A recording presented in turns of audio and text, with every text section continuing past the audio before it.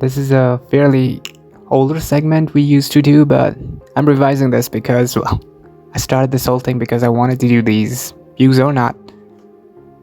So, Braid. Man, it's been like 16 years since the game released, and, well, I went into this blank. On hindsight, the graphics are kinda off that era and all that, but this 2008 Xbox 360 release is still considered a critically acclaimed piece of game.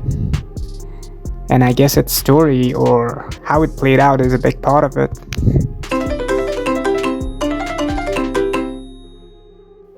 A little cool trivia, the game was released exclusively in the download-only Xbox Live Arcade back in 2008. And this game represents one of the earliest shifts from the disc-based to the download file games for a console. So, Braid follows Tim, a totally not suspicious looking princey guy, probably, as he explores the world designed by Jonathan Blow in his quest to rescue a princess from a monster.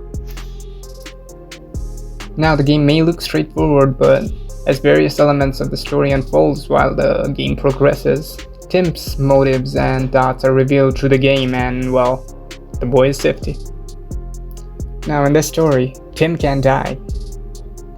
You can just rewind the time and respawn. So, the only problem is solving the puzzles and situation that will allow Tim to get through them levels across 6 different worlds the game takes place in.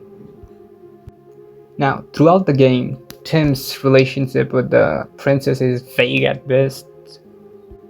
We know he has to save the princess from a horrible and evil monster who has snatched her, but at the start, that's about it. But we do know from stuffs that happen in the game that Tim has made some sort of mistake that he hopes to come to terms with, or even better, hopefully erase. Same thing. Now it's all good until the final level where everything except Tim moves in reverse and the reality of the plot is finally revealed. So it turns out, while the princess looks like she ran away from the knights with Tim's help and working together with him to pass the obstacles, and finally they meet at her home at the end.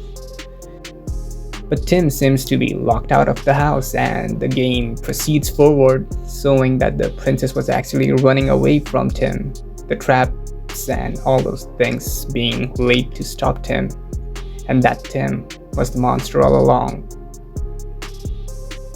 The game ends with some additional text that give more context about the game or expands the lore of the game.